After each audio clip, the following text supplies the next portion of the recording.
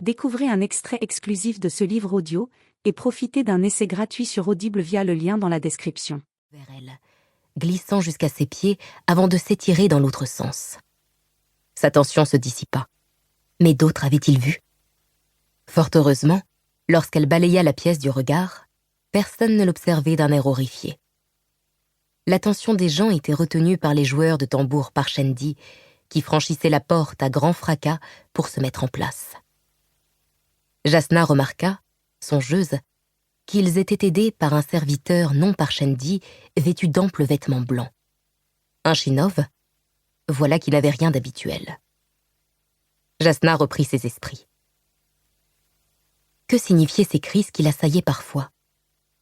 D'après des contes populaires superstitieux qu'elle avait lus, une ombre rebelle signifiait qu'on était maudit. Elle n'y voyait généralement que des sornettes, mais certaines superstitions prenaient racine dans des faits. L'expérience le lui avait prouvé. Il faudrait qu'elle effectue quelques recherches. Ces tranquilles pensées d'érudite lui firent l'effet d'un mensonge contrastant avec la réalité de sa peau froide et moite et de la sueur qui baignait sa nuque. Mais il importait de se montrer rationnelle en toutes circonstances, et pas seulement lorsqu'elle était calme. Elle se força à franchir les portes de la pièce étouffante pour rejoindre le couloir moins animé. Elle avait choisi la sortie du fond, celle qu'utilisaient généralement les serviteurs. C'était, après tout, le trajet le plus direct. Ici, des maîtres serviteurs en noir et blanc s'affairaient à servir leur clarissime. Elle s'y était attendue, mais s'étonna en revanche de trouver son propre père devant elle, en train de s'entretenir à mi-voix avec le clarissime Mérida Samaram. Que faisait donc le roi en ces lieux? Bien que Gavilard Colline soit plus petit qu'Amaram, ce dernier se voûtait en sa présence, car Gavilard parlait avec une intensité tranquille qui donnait envie de se pencher pour mieux saisir chaque mot, chaque sous-entendu. C'était, contrairement à son frère, un homme séduisant, dont la barbe soulignait la forte mâchoire au lieu de la cacher. Il possédait un magnétisme qu'aucun biographe, du point de vue de Jasna, n'était parvenu à capturer. Théarim, capitaine de la garde royale, se tenait derrière eux. Il avait revêtu la cuirasse d'éclat de Gavilard.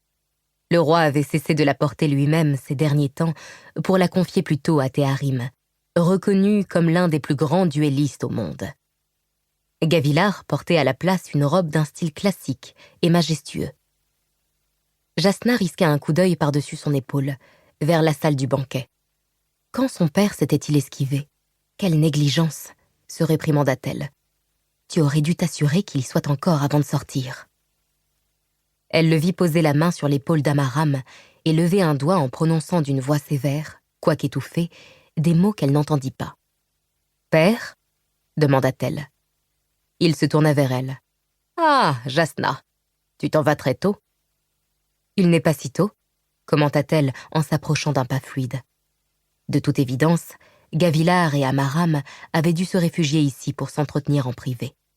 La partie la plus ennuyeuse de la fête commence, celle où les conversations gagnent en volume sonore mais pas en intelligence, sans parler du degré d'ivresse des convives. Beaucoup de gens apprécient ces choses-là. Beaucoup de gens, malheureusement, sont idiots. Son père sourit. « Est-ce terriblement difficile pour toi ?» demanda-t-il d'une voix douce. « De vivre avec nous autres, de subir notre intelligence modérée et nos pensées simplistes? Te sens-tu très seule, Jasna, d'être à ce point unique dans ton génie ?» Elle accepta la réprimande pour ce qu'elle était et se surprit à rougir.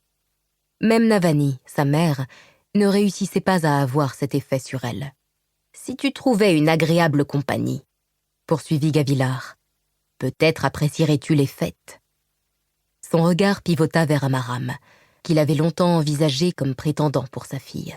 C'était hors de question.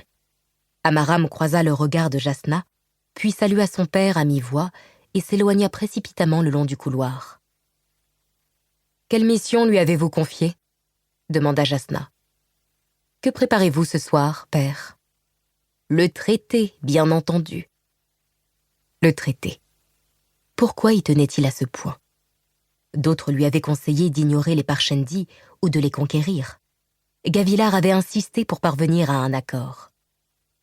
je ferais mieux de rejoindre les festivités, déclara Gavillard, avec un geste à l'intention de Théarim. Livre audio complet gratuit disponible en description de cette vidéo.